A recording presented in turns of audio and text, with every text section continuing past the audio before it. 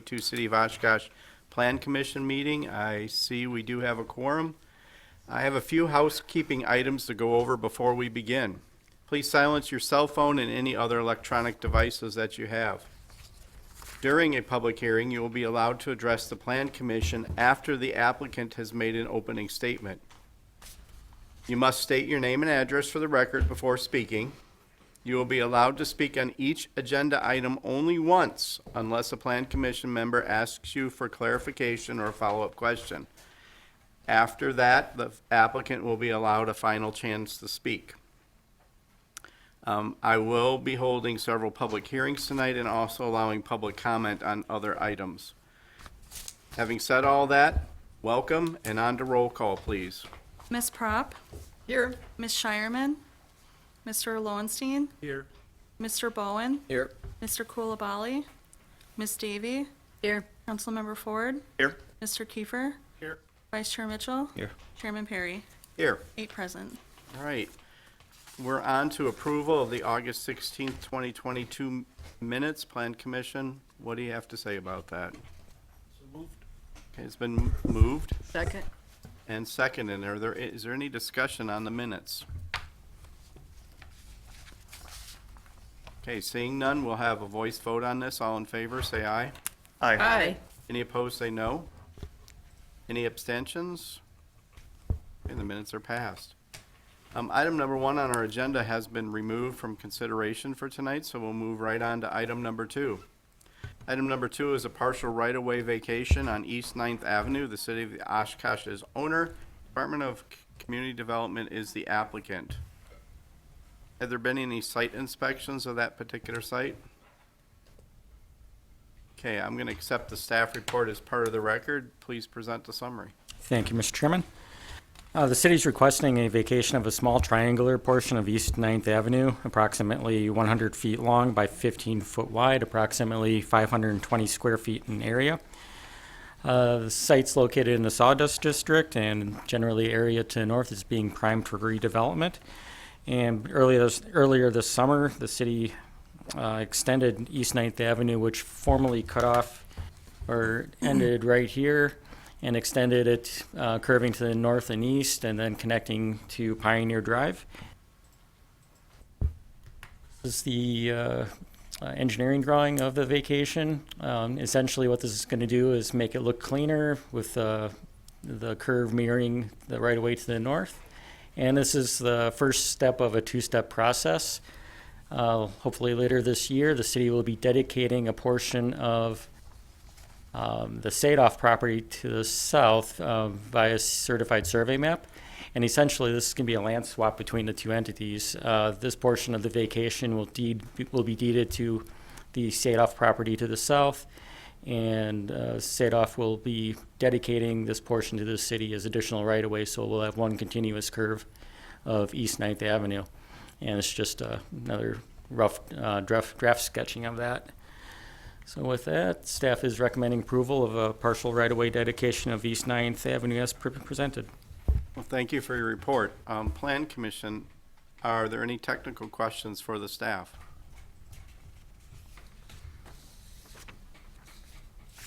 Any technical questions for the staff from the Plan Commission? Okay, seeing none, we can have public comment if we can have public comment. I'll open that right now. Is there anybody from the audience that would like to speak on this? Anybody from the audience that would like to speak on this item? Okay, seeing none, I'm going to close the public comment period, and I will ask the commission to take action on item number 2. Motion to adopt the findings and recommendation as stated in the staff report. Second. We have a motion and a second. Is there any discussion on the motion? Okay, seeing none, let's have a roll call vote, please. Ms. Prop? Aye. Mr. Lowenstein? Aye. Mr. Bowen? Aye. Ms. Davy? Aye. Councilmember Ford? Aye. Mr. Kiefer? Aye. Vice Chair Mitchell? Aye. Chairman Perry? Aye. Motion carried 8-0. Great, thank you. Item number 3, comprehensive land use plan map amendment from light density residential to neighborhood commercial for properties located at 1529 through 1539 Oshkosh Avenue. Norm Bach is the owner and the applicant. Have there been any site inspections by the Plan Commission? I see Ms. Prop, Mr. Bowen, Ms. Davy, Mr. Kiefer, and myself.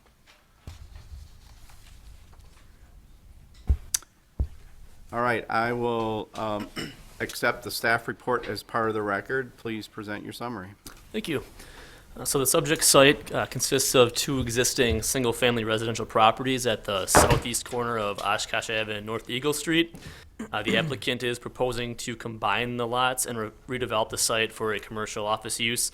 The proposed commercial use is not consistent with the comprehensive land use plan of light density residential, and is also not permitted within the SR9 zoning districts.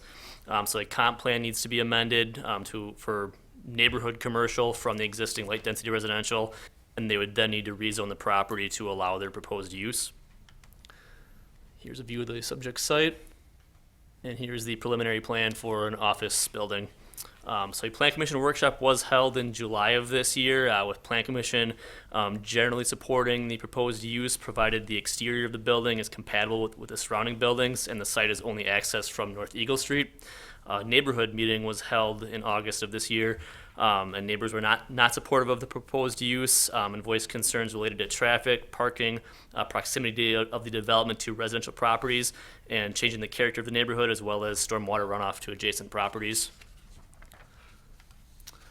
So due to the varying opinions at the workshop and the neighborhood meeting, staff is recommending that Plan Commission make the determination if the proposed neighborhood commercial future land use designation is appropriate for the sites.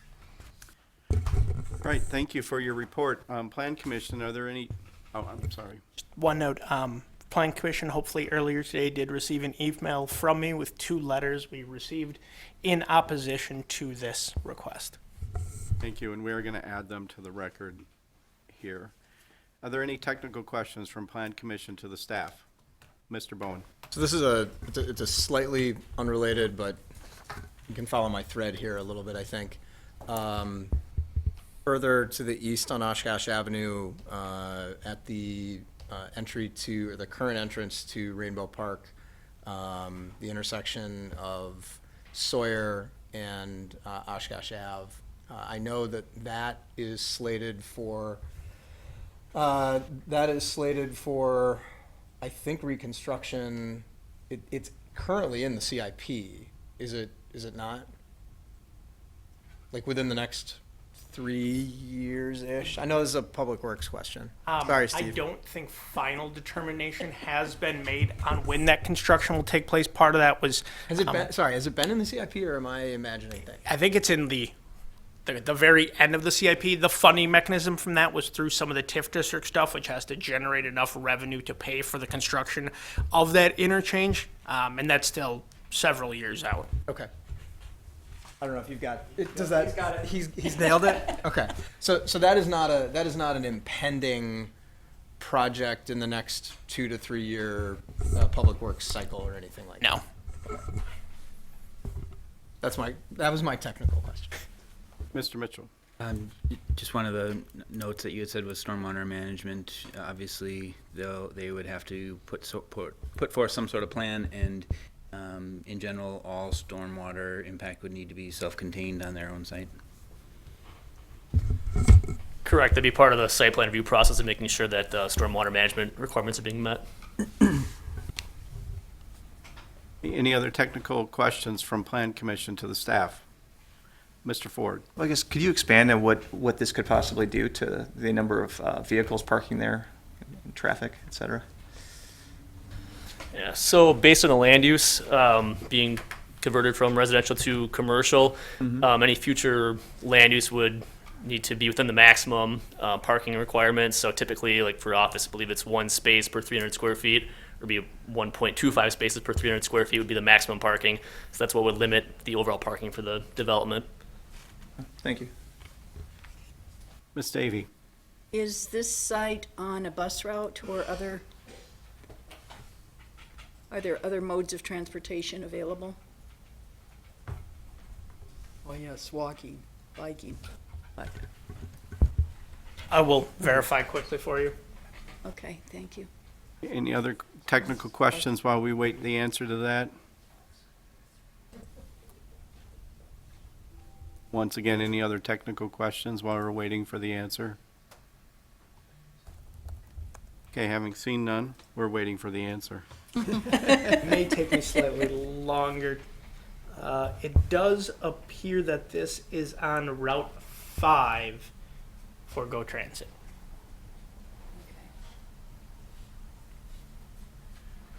Okay, since there are no other technical questions, since I am told that the crowd here tonight is mostly for this specific item, we are going to have a public comment period.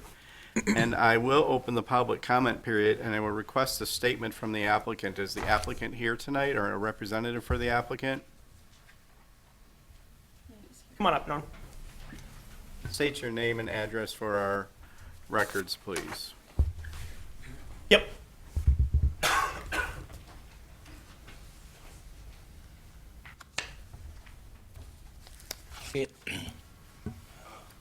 I had a letter requesting a current tenant of ours needed additional space, and they were looking for something with a high traffic volume.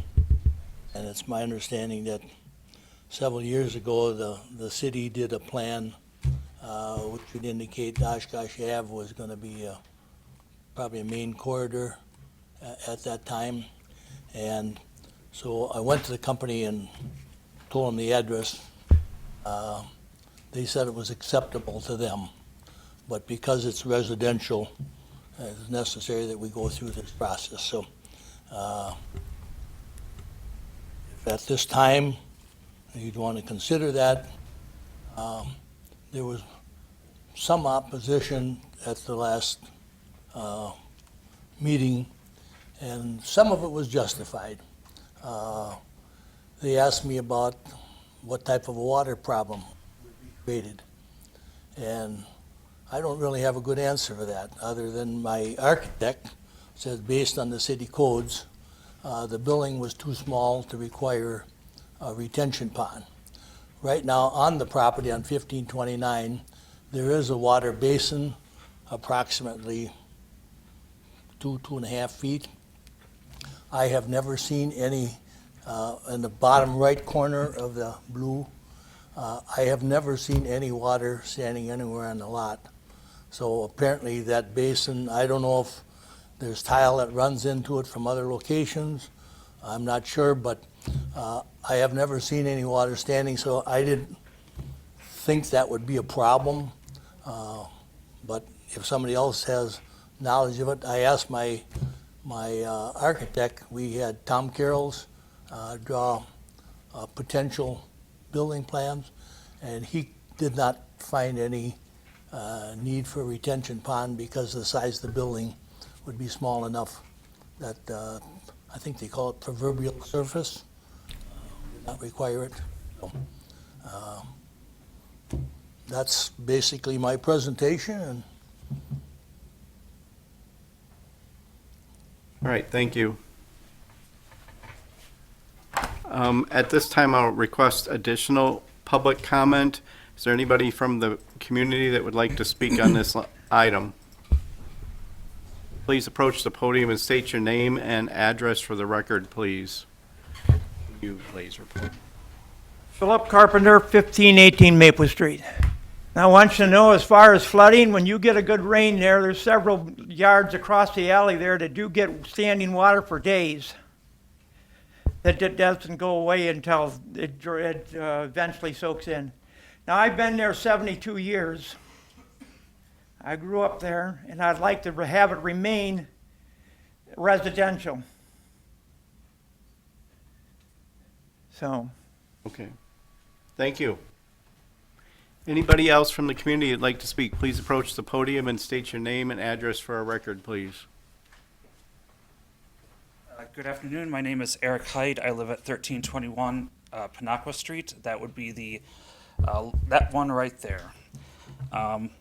So I deal with prints and ordinances for my job, and what I did is I went through the print as presented by Mr. Bach and as posted to the City of Oshkosh's website. I did find a lot of lengthy stuff. I can either do the lengthy version for the Planning Commission, or I can do the Cliff Notes version, and just present you my findings as the sheet. Which would the Plan Commission prefer? It's Cliff actually Notes your preference. We would like the Cliff Notes, but it is your preference to do whatever you wish. All right, I will provide the Cliff Notes version, and I will provide my sheet to the commission. I focused primarily on Oshkosh ordinances found in Chapter 30. At the on-site meeting Mr. Bach held, there was a copy of the proposed site layout, which included the following information. The plan asks for an NMU zoning with a plan division overlay. If that cannot be obtained, he is asking for a urban mixed-use declaration. The site plan calls for a 7,750 square foot building, 59.6% impervious area, and requires 25 parking spaces. Now, NMU rules only allow for a 50% impervious surface ratio. They also call out for a 25-foot pavement setback, which 11 of the 25 required parking spaces, as well as part of the aisle, are outside of on the back side, the south side. Also, because the NMU is adjacent to an SR9, it requires a 10-foot buffer yard with fencing and varying degrees of vegetation, which Mr. Bach's plan does not call out. This means if the city approves the plan as is, it could be seen as a legal conversion of Mr. Thomas's property to the east to maintain the buffer zone between zones. UMUs have similar rules. They reduce the imperviousness up to 85%, so that would be allowed. However, there is still a 5-foot rear setback for the pavement. By measuring the plan as listed on the city's website, I was able to tell that the setback for the pavement is only 4.2 feet. Also, when measured, the south parking stalls only came up at 17.4 feet. This is short of the city required 18.5 feet, which is required for safety in such a small parking lot. The aisle width is correct at 24 feet, so I don't believe my measurements are off, and again, I deal with this stuff on a regular basis. And UMUs and NMUs also require a 40-foot frontage on the right-of-way. Mr. Bach's plan only calls out a 30-foot frontage. With parks and so many families in the area, this is a really required safety issue. We already have issues on Oshkosh Ave with not being able to see when making turns. I would really prefer not to add to that sort of congestion in the area. And if the city does go with a UMU, it would not have any bordering areas, so it seems odd that the planning commission would care to do so, especially when we have multiple commercial buildings available. Case in point, 2450 Witzel Avenue and 600 North Kohler Street. Now, the Witzel Avenue parcel is a 9,000 square foot building, which was home to Nigel Accounting LLP before they were bought out. Many realtors and the sign in front of the building lists this location as available to lease immediately. This would practically be a turnkey building for the accountants Mr. Bach wants to bring into our neighborhood. The North Kohler Street parcel is the commercial lot, which is 73 feet longer, but only 7 feet narrower than what Mr. Bach's currently looking to convert. Most of us remember it as the old Ponderosa building on the frontage road. This lot is for lease or for sale, so if Mr. Bach really wants to keep his tenants, he could easily buy that building and just have it redone. And if there is some sort of variance that needs to be granted, it makes more sense for the planning commission to grant this variance in an actual commercial zone already. And I think I'm going to leave it at that for now, just for brevity. Thank you. Appreciate your comments. Any other members of the commission that would like to speak on this item? I'm sorry, any other members from the public that would like to speak on this item? Please approach the podium, state your name and address for our records, please. I'm Brandon Hella, and I'm at 1538 Maple Ave. So the water problem has already been mentioned, and I was also thinking ahead for winter and where all the snow is going to end up in this parking lot because the perimeters of his property aren't really adequate for snow pile up. And if they do find a spot for snow pile up, even if his water is maintained, that water runoff from the snow melting is going to go over wherever his maintained spot would be, say curb or gutter system. And on making it busier, and it being busier, the nursing home residents that always buzz up and down this street, they're gonna make it harder to see past the building if it's gonna be sticking out more.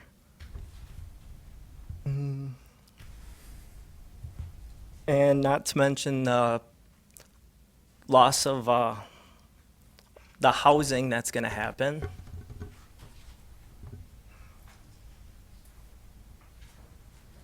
And that's, oh, and the trees, the existing trees that isn't on his property, that would be on the adjacent property.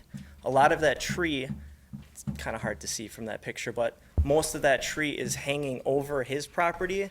So once they dig that hole for his footings and walls, that's majorly going to damage the structure of the root system of that tree. And that's all I have. All right, thank you. Appreciate your comments. Any other members of the public wish to speak at this time? Approach the podium, state your name and address for our records, please. Patty Carlgard, 1503 Oshkosh Ave. As to the building it being too small for needing a retention pond, the limited plan he showed us, the roof size is about 6 times what the 2 buildings there already. And then you have a parking lot. So there is going to be a lot of extra runoff. When we had a flooding in the city of Oshkosh, nobody wants to go through that again. And if this building is put up, all of us in the neighborhood, every time there is an inch rain, we are going to have water everywhere because of this building. We have a lot of little kids in the neighborhood that use that alley, that use the sidewalks for riding on. People were coming in and out of there. And then, like they said, with the people from the nursing home, we have a lot of scooters from the nursing home. This is not going to make the neighborhood any better. This is, the biggest thing is this going to make the neighborhood better, or is it going to be a problem? It's going to create a problem with the water. Thank you for your comments. Any other individuals? Please approach this podium and state your name and address for our records, please. Hello, my name is Matt Thomas. I live at 1519. I am the adjacent property right next door. Just wanted to, again, just reiterate kind of everything else that everybody said. You know, I have a family, I have a daughter who does use that alleyway. There's many other kids and elderly that do use not only Eagle Street, but again, our alleyway there. On top of that, being the person that lives right next door to the subject site there, there is a lot of water runoff, especially in that drainage area. Not to mention the root system of my trees, just to kind of, again, reiterate everything that's already been said. So just kind of hope the right decisions are made for the safety of that community. Thank you. Thank you. Any other members of the public who wish to speak? Hi, my name is Sativa Larson. I also live at 1538 Maple Ave, and our neighbors that live next door to us were not able to make it today, but they wanted me to make sure that I talk for myself and also for their property. As of right now, our yards already have pretty bad flooding in the springtime, but our basements stay dry. So our major concern with this is that if the water problem gets worse, that our basements are not going to remain dry, which will affect the resale value of our homes. So that's what I wanted to say. Thank you. Appreciate your comments. Any other individuals of the public wish to speak on this item? Any other members of the public wish to speak on this item? Okay, I'm going to close the public comment period at this time, and I'll ask for a closing statement from the applicant if he chooses to make one. Mr. Bach, would you choose to make a closing statement?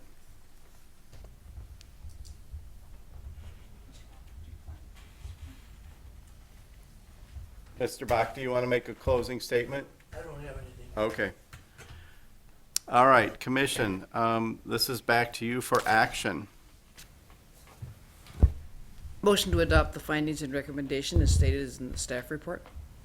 Second, what are the I don't think we had a recommendation. Yeah, there are no recommendations. Oh, that's true. This is a very open-ended, Okay. Motion to adopt the, There are no findings. there are no findings. You'll have to The, make a recommendation and state your findings.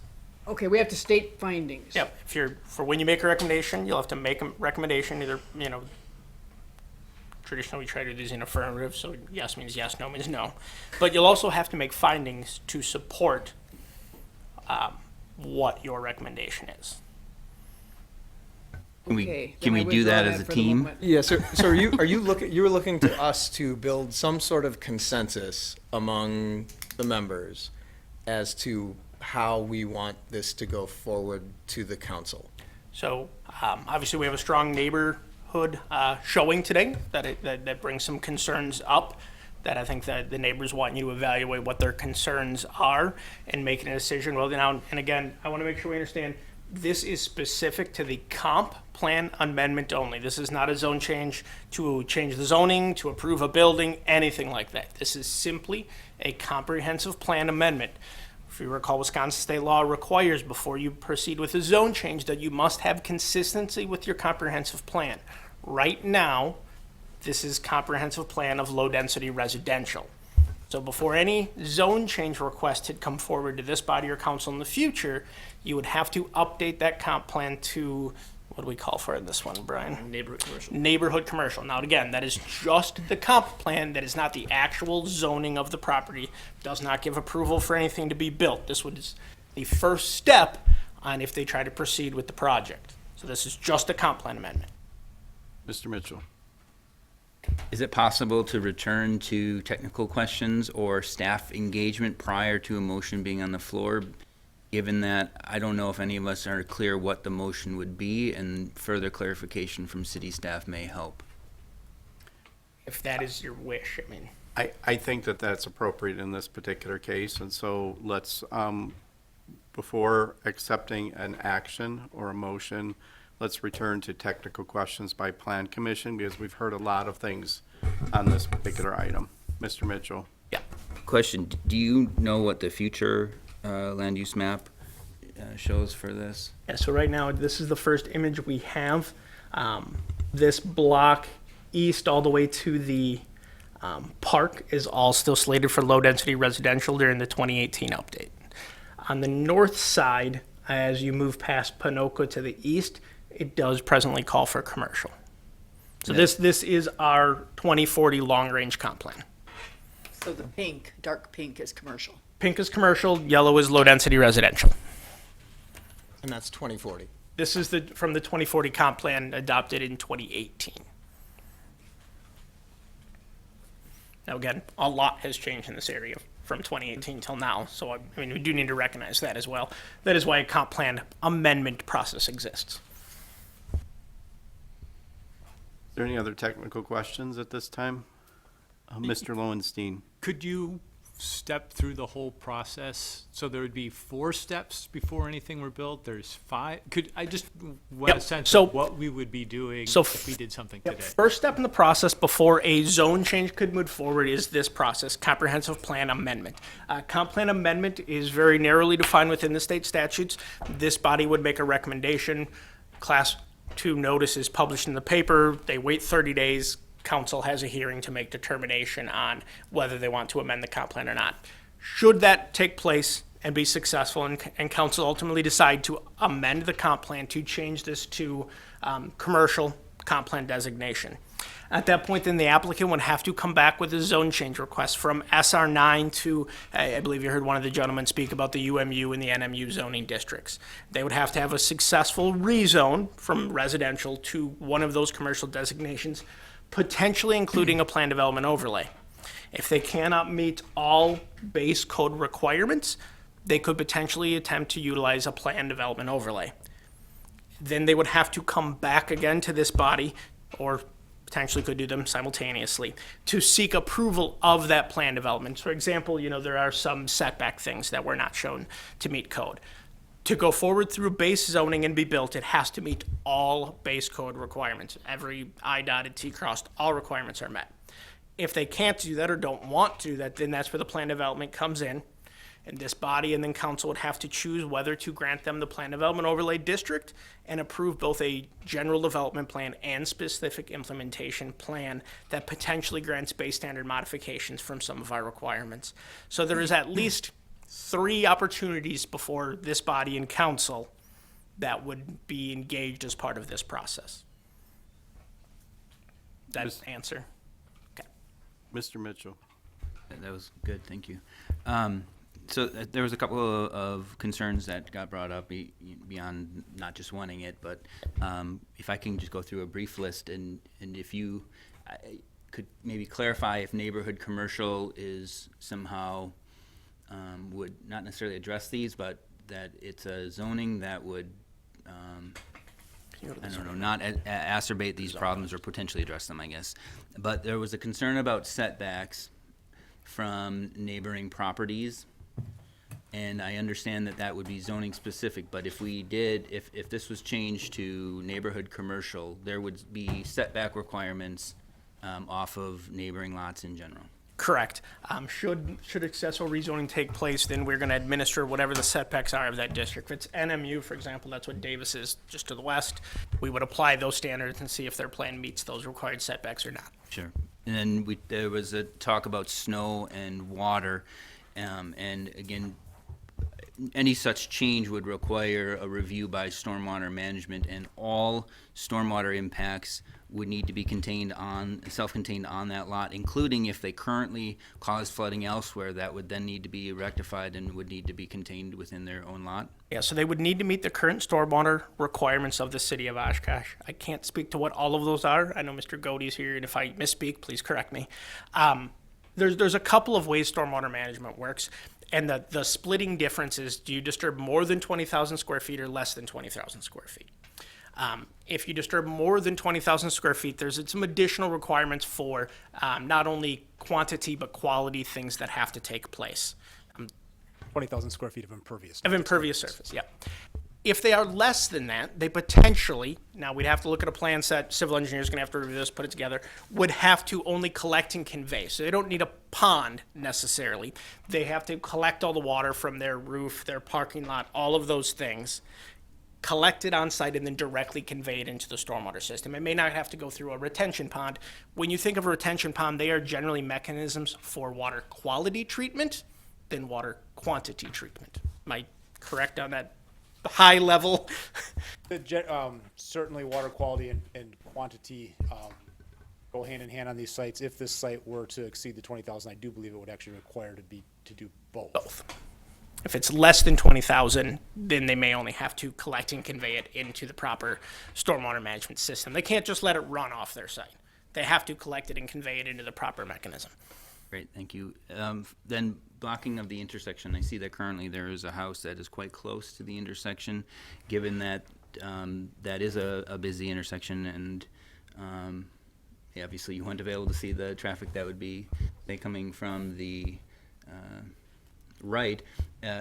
There would be reasonable setbacks for any such building that would enable sufficient view of the intersection and oncoming traffic? So the city has a couple of requirements there. There's the zoning setbacks that come into play. There are also clear site requirements for safety of seeing around a corner.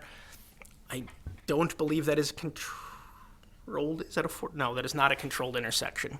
So it does have to meet our visibility standards for seeing around the corner. Okay, and then just last, when at some point, if this moves forward and a site plan is put forth, sometimes we have flexibility and we can impose all sorts of stuff, and other times you say that, well, we can't because it's this type of activity that we're engaging in. Is there a particular option here today that allows us to better conform a future development to neighborhoods such as no four-story, limited type of activities such as, no walk-in retail, some of the things that we talked about at the workshop? Today's request, no. Today is just the comp plan amendment. Any of that would take place through the actual zone change and potential plan development that was placed on it. During a comprehensive plan amendment, they are straight designations. There is no conditions or anything that can be placed on a comp plan amendment. This is just saying this property is appropriate in the future for commercial development versus only low-density residential. Thank you. Ms. Davy? Are we limited to just what is enclosed in blue there today? That is all that was legally noticed. That's all that could be part of the request unless we would expand that, and we'd have to go back through the notice process and everything like that. Any other technical questions? Mr. Lowenstein? When is this whole area going to be reviewed as a whole? For example, that whole strip, say, becoming zoned differently as opposed to just this small property, right? When does something like that happen? So we have discussed as a city of whether or not Oshkosh Avenue is appropriate for a corridor study, similar to like we've done with Jackson, South Park, 9th. At this time, we have no immediate plans for a corridor study for this, but it is one of the ones that's kind of on our radar that could potentially need it in the future. You have a 3 or 4 block stretch there that potentially could be in a transition time. Any other technical questions? So I have two. The alleyway is only improved by paved surface, no gutter. Is there any sewer or water runoff? Potentially could be. Any storm sewers or anything in the? I'm gonna rely on Mark to pull up GIS my memory on that one. Thank you.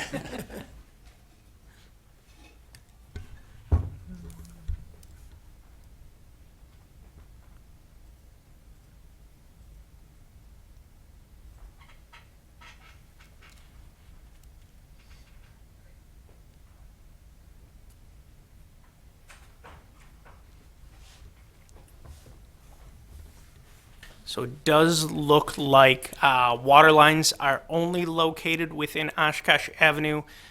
Sanitary is located on Oshkosh Avenue.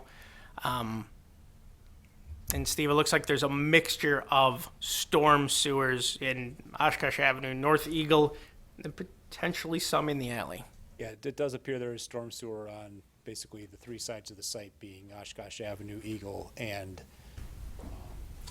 the alleyway back there, with there being the darker color essentially being mains, a little bit larger size pipe, and the more orangish one being smaller diameter leads.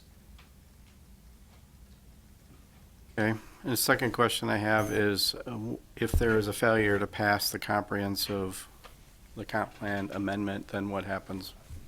If the comp plan amendment would not be passed by council, then it would stay single-family, low-density residential.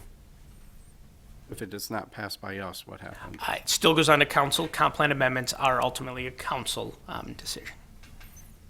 Yeah, this one, it is a recommendation to council. Right. So like I said, ultimately, council will make the final determination on this comp plan amendment. Mr. Mitchell.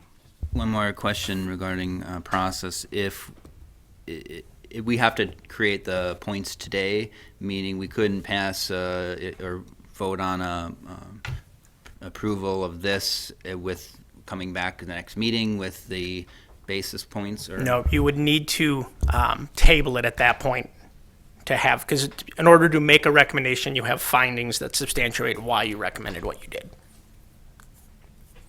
Okay, can I ask a follow-up to Mr. Bach? I'll leave that to you guys. Yes. I'm not sure if you can hear me, Mr. Bach, but I'm curious about the timeline that you're operating under, and if a 30-day or 14-day, if we brought this back in 2 weeks, if that would impact the timeline that you're operating on. We can live with time frame. I don't know if that's something everyone else is interested in, or if people are confident they know how they want to vote, and if they want to vote in favor, if they know the language that they want to include as the Findings. Hey, Plan Commission, anything else? General discussion? General discussion. Ms. Prop? Okay, I think I know how I'd like to vote, and I'd like to vote no. And, yeah, I'd like to vote no. And the reason is I was negative for the most part at the workshop. Now I'm more negative. I understand, and that curve on Oshkosh Avenue is a bear. And coming off Eagle Street from the south, which is where this is, that's not easy to navigate. Cars are zooming around there. And I think there'll be more of an impact on the neighborhood than I had originally thought. If we're going to bring in neighborhood commercial, I would rather go back to that parcel right off Sawyer, right near what will be a new intersection someday, and chew off that piece for neighborhood commercial on the south. And maybe we should go to the comprehensive plan map to get my, or if you're looking at that, well, that's what we're voting on, is the comprehensive plan. Can we look at the comprehensive plan Yep, map? I'm again? pulling it up here, Rory. Just a moment. Right, and just to remind the Plan Commission, we do not have anything to vote on yet because we need some sort of motion to vote, but it's okay to have general discussion. To my computer.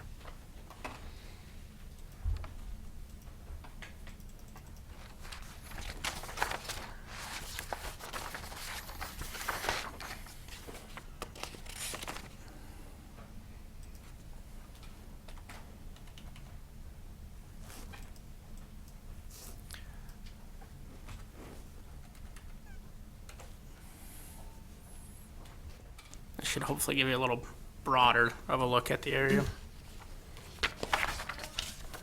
Yeah, thank you. Yeah, I would rather bite off the pieces from North Sawyer west for neighborhood commercial than to start here on this end. This is a nice, south of Oshkosh Ave, there is a nice residential area. And I don't think this is going to improve the area. I think it's going to make it worse. Okay. Having said that, I don't know what the motion is. All right, Mr. Bowen. And I'm just gonna, in the interest of expediency, because I have like 1 minute left on my clock before I have to leave for something else, I'm pretty emphatically not supportive of a limited amendment to the comp plan of this type. I don't like seeing entire, a rezone or an amendment to the comp plan going from a lower density residential to even a neighborhood commercial is a relatively sweeping thing to do, and to do it for such a small part of a larger area I think is short-sighted and does not make a ton of sense. I respect what staff is trying to do here and trying to accommodate the request of the property owner and the petitioner. I certainly understand that and appreciate that. I think we do have to examine the reality of this particular stretch of Oshkosh Avenue, and the reality of this stretch is that there's significant development activity occurring to the west of this parcel. There is going to be development activity occurring to the east of this parcel at Sawyer when that intersection is redeveloped. There's significant disinvestment to the north side of Oshkosh Avenue, and you are seeing a lot of properties there that are nearing the end of their useful life cycle. And that is going to combine with the traffic counts on Oshkosh Ave that are only going to increase, and the other activity that's occurring nearby, to create an environment that is ripe for redevelopment, and this is not the last request that we're going to see for commercial development along Oshkosh Avenue. That's my crystal ball. I think if we're going to do anything as to a comprehensive plan amendment on Oshkosh Avenue, we need to be looking at it holistically. We need to be looking at the north side, we need to be looking at the south side, we need to be looking east of this and west of this. To do it for these two properties, I think is, like I said, I think is short-sighted, and I think is a mistake. That said, I won't be able to vote on anything because I have to leave literally right now, and I suspect it's going to take a while to get to a motion, an actionable motion today. But those are my thoughts, and hopefully they can be taken into account when you guys do vote. So. You can try making one right away. Thank you. I mean, Thank you for expressing yourself better than I did. I'd be happy to make a motion before I leave if you'd like, but I don't want to assume the prerogative of the board. So I will take my leave. Thank you. Thank you. Any other discussion on this? Oh, Mr. Mitchell. I mean, I listened to the neighbor concerns and tried to pick apart just, blanket no and pull out what their actual rationale was. And I heard many legitimate concerns that are largely present currently. Visibility, setback issues, intersection visibility. Flooding was one that I think, 3/4 of the people mentioned that's a current problem. And then we at our workshop we also talked about the general condition of these homes, and we also talked about the reality of this corridor. It seems that based on the feedback from city staff that all of the issues that were raised would be likely addressed through the rezoning and site plan approval process. So, I mean, if we were voted based on the rationale provided by the neighbor opposition, I don't know how we're denying it. Outside of just that there's a general sentiment that they don't want it, but their reasons would largely be addressed through this process, and in general the area would be improved. But that said, I don't know if there's enough sentiment here to move forward on that. Would Plan Commission like me to read the statute for, this is what you normally would see for conditions from us? So this is what's actually in the statute for the bullet points of what you should be considering on a comp plan amendment. The amendment will correct an error that exists in the comp plan. That one's easy. The proposed amendment is generally consistent with the visions, goals, objectives, and policies contained within the comprehensive plan, or there has been a change in the community characteristics or actions that justify a change. The proposed amendment will not be detrimental to the property in the immediate vicinity or to the community as a whole. And then finally, the proposed amendment will not have a significant adverse impact on the ability to provide adequate public facilities or services, or will improve public facilities and services for a portion of the community or as a whole. So those are the criteria laid out for comp plan amendments. Ms. Davy. I guess I'm uncomfortable with having such a small change to the comp plan. If we were asking to do this for the whole block or the whole side of the street, that would make more sense to me. I guess I don't really understand the advantage of doing this here now, except that somebody's ready to build. But as Mr. Hyde, I think, mentioned, there are other options in Oshkosh. It doesn't have to be here for the good of the city. Having said that, I guess I would vote no on this because I would like to see it come back as a broader scope at some point by when I would be more supportive. Yeah, so the kind of the difference here, and it's important to I think consider. This is the reason it's only 2 properties is it is a request from a specific property owner. Obviously, to expand it, it would be more city initiated.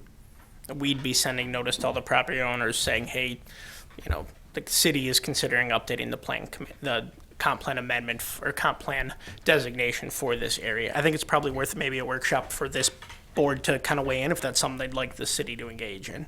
Okay. But today's request was made by a specific property owner. That's why it's only the 2 properties. I understand that. Right. So Plan Commission, remember, we still haven't gotten to the motion part yet. To discuss the motion before a motion's been made is a little premature, so we can continue, or maybe we could go to a motion. Mr. Ford? I was going to offer a motion if that's okay. Let me know if I'm saying it correctly, but I'd like to make a motion to reject the changes to the comp plan on the grounds that it's detrimental to the neighboring properties. Can we have a motion? Is there a way, is that positive enough? Because voting yes would be to reject, but you'd like it to be. Can I get you to make the motion in an affirmative, and then the finding to go with it would be, if denied, would be that we have determined. Okay, so then I'd like to make a motion to approve the comp amendment as written, and the finding would be if we reject it, it's because it's detrimental to the neighboring properties. I can work with that. Yeah. I'll second. Okay, so we have a revised motion, and we have a second from Ms. Prop. Okay, is there any further discussion on the motion? Ms. Prop? Just that what Ed Bowen said, and I think Margie did, was absolutely right. Before we do this in an unlimited way, we need to look at the whole corridor. The whole section of Oshkosh Ave, because we'd had nibbles on the other side of Westfield, same thing.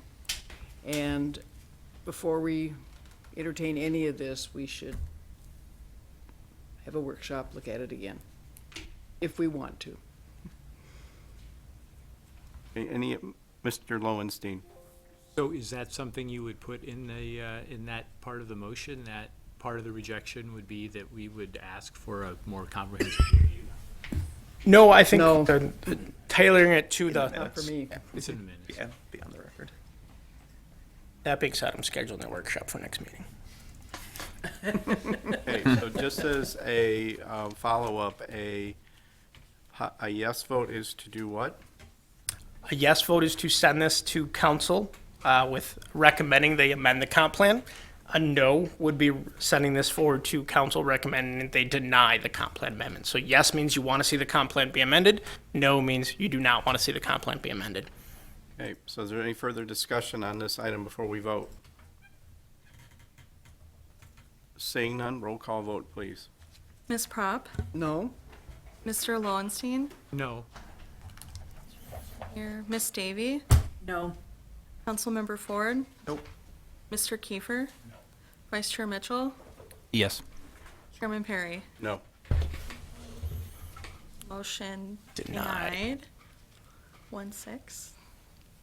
6-1? Yes. Okay. Margie sees me over there counting quickly. Okay. Thank you for that lively discussion. So everybody. again, this will be on the council agenda on 13th? of September? no. Wait, There's the Oh, 38th, October 10th, 11th, 11th. I think. Because there is a 30-day Yeah. wait period. Let me just, so for October the 11th. October 11th. So right now, this recommendation of denial will go to the council on October 11th at 6 p.m. They could override. They could override or they could deny it. So just so the neighbors are aware, today is not the end of just the comp plan discussion. It does move forward to council. So can we go to that council meeting as well? I would encourage you to do so. Thank you. Item number 4 on our agenda, specific implementation plan amendment for landscaping revision at 2300 Witzel Avenue, the Glacier Dental property. It's the owner. That's the end of that one, Norm. Jandre is the applicant. Have there been any site inspections of this property? Mr. Mitchell, Mr. Kiefer?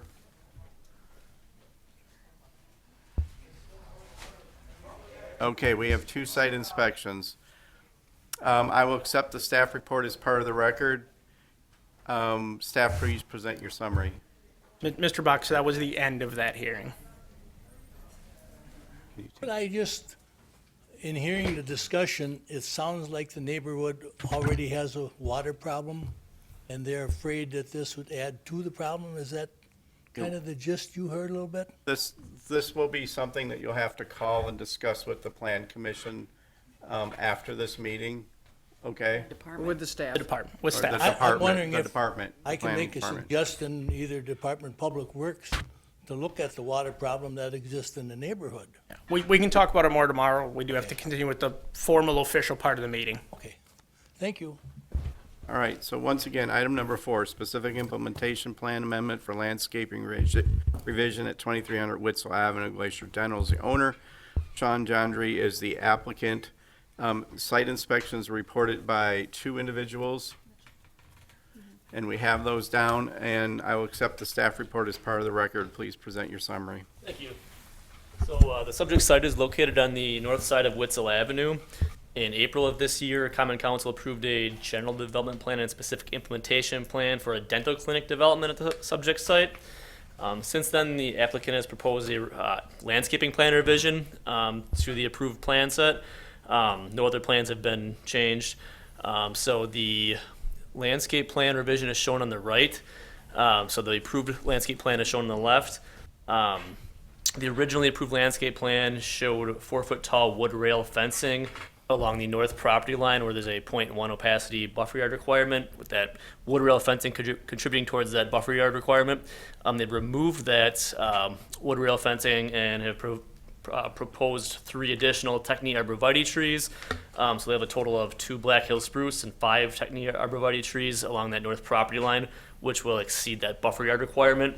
So only proposing to swap out that wood rail fencing and add additional evergreen trees, and still meeting the buffer yard requirement. So staff is supportive of that landscaping amendment, and again, that's the only plan that they changed. So with that, staff recommends approval of the SIP amendment as proposed with the findings in your staff report. Wonderful, thank you for your report. Plan Commission, any technical questions to the staff on this item? Ms. Davy. Do we know why they wanted to change it? Don't believe they provided any specific reasoning. May have been a matter of cost or preference by the owner. Okay, thank you. Any other technical questions from the Plan Commission?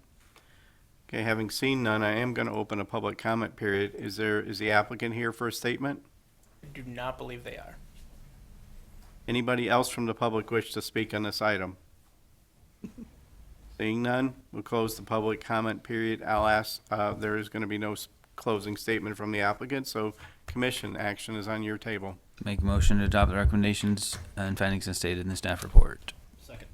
A motion and a second. Is there any discussion on the motion? Seeing none, we will have a roll call vote.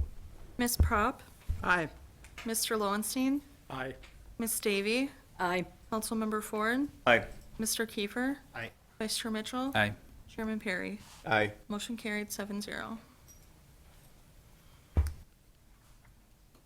Okay, item number 5, public hearing. It's a zone change from heavy industrial district, HI, to heavy industrial district with a planned development overlay, HIPD, and approval of a general development plan and specific implementation plan for property located at 3815 Oregon Street. Generac Power Systems, Kevin Kruger is the owner and the applicant.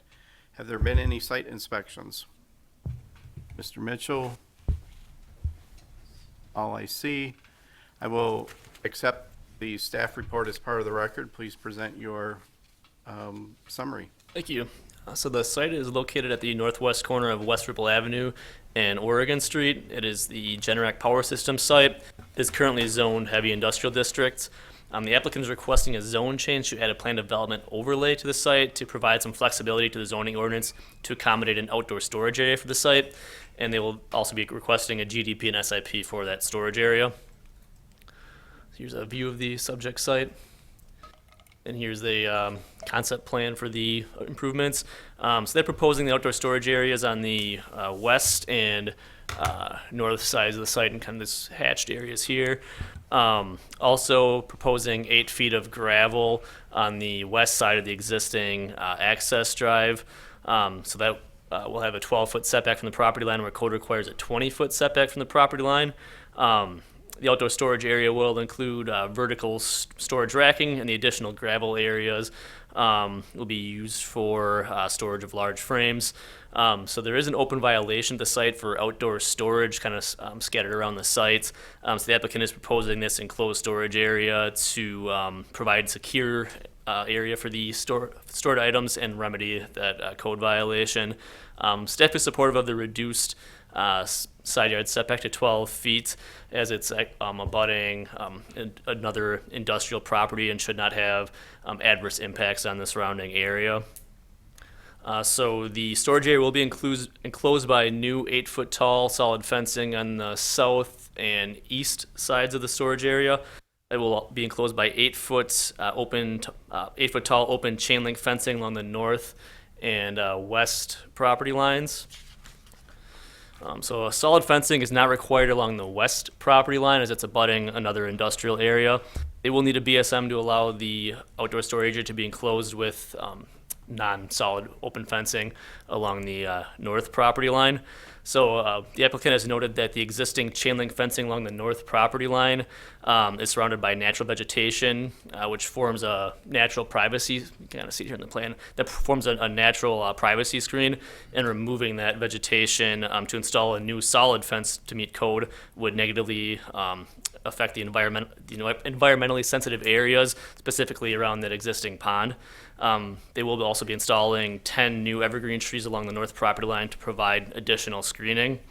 So staff is supportive of a BSM to waive that solid screening requirement and allow just the existing 8-foot tall chain link fencing along that north property line, as the combination of the existing chain link fencing, the existing natural vegetation, and the new evergreen trees should sufficiently screen that storage area from the property to the north.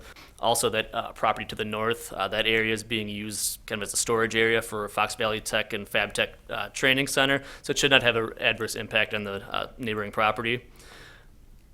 The submittal also includes a parking lot, which was actually already approved through site plan review in October of 2021, but no building permit has been issued yet, and the parking lot was never constructed.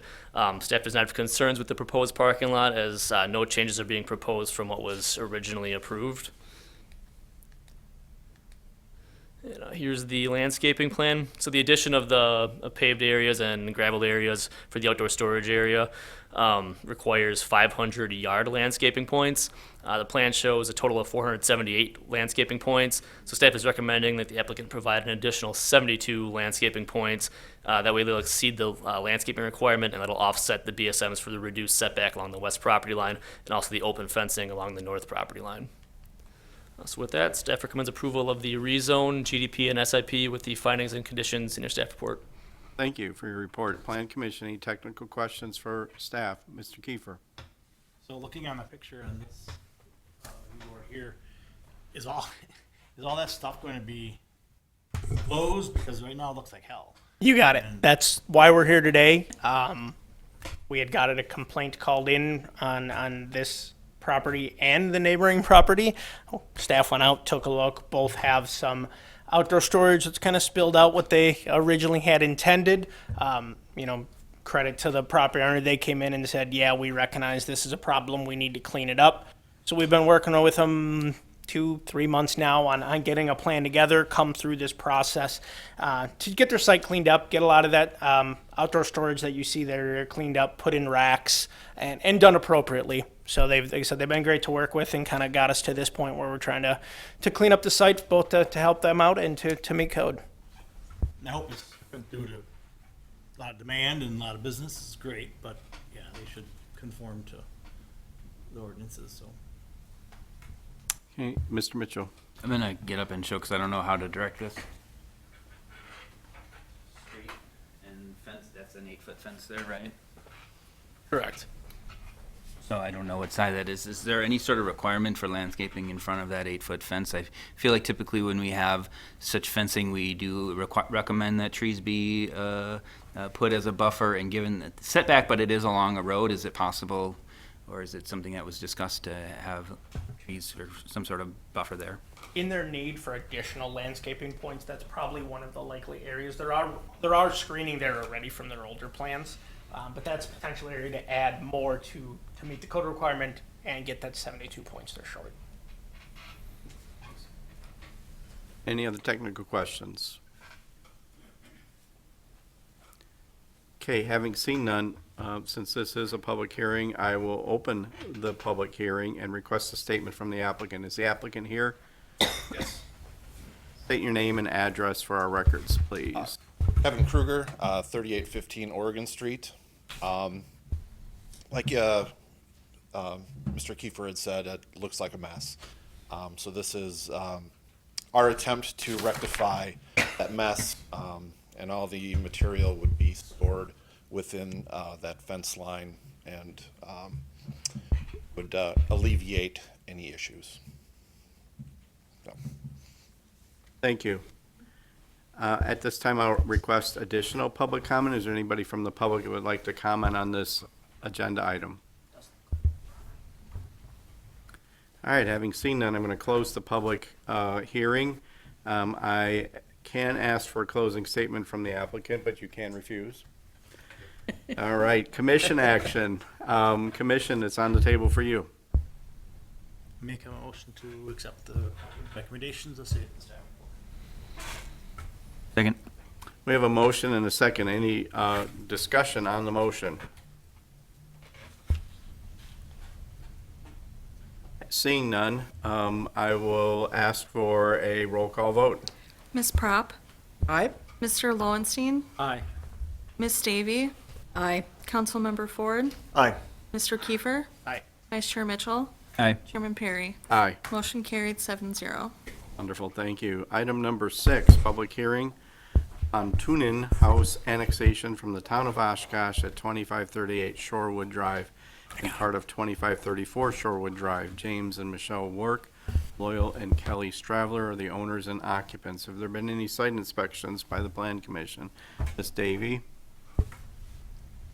Okay. I will accept the staff report as part of the record. Please present your summary. So this probably looks very familiar, as we had it at the last meeting. Staff made an error and failed to send out 2 of our required notices, so that is on me that we missed those. However, we noticed it soon enough that we put it back on, sent out the appropriate notices, and still intend to take this to council next week. So we're here correcting the mistake that we made. Do you want us to go through the whole spiel again that Jeff gave you last time? Could you do like a I'm 20, good with us just moving on. 20 second? Yeah. Yeah, I can go to the expert. Yeah, the city received a request from Mr. and Mrs. Work to annex this property from the town of Oshkosh. They are hoping to construct a single-family home here and chose they would prefer to have city sewer and water. The city did construct sewer and water within Shorewood Drive and constructed laterals up to the property line, so connecting to the city infrastructure will be rather simple. And something kind of unique about this, back in 1984 or 1980, the lot to the south annexed into the city. However, due to the state annexation laws, they could not annex the entire property due to it would have created what's called a town island to the properties to the south.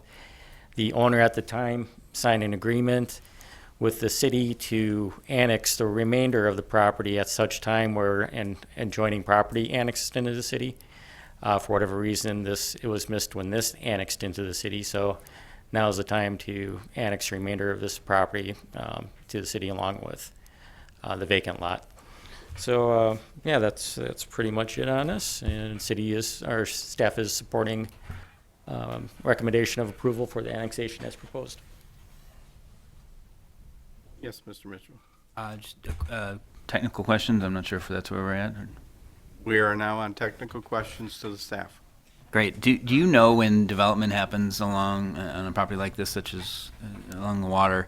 Do they get information from like the Winnebago County Land and Water Conservation Department, who has a program that funds like 80% of naturalized shoreland installations and whatnot? Do we provide anything like that? Do you know if they get information related to?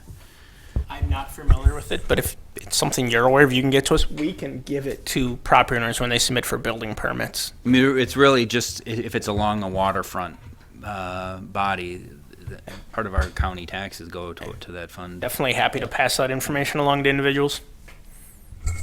Okay, any other technical questions for the staff? Okay, having seen none, this is also a public hearing, and so I will open the public hearing and request a statement from the applicant if they are here.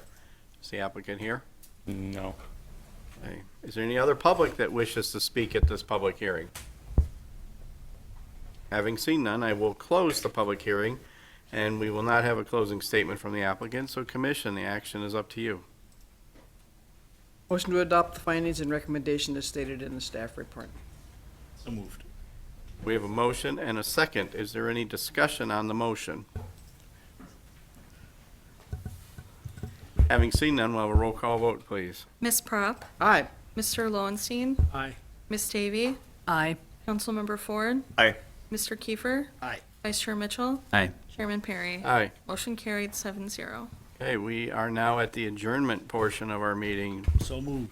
Second. Been moved and seconded. All in favor, say aye. Aye. Any opposed? We are adjourned. Please stay with us. We have one workshop in front of us.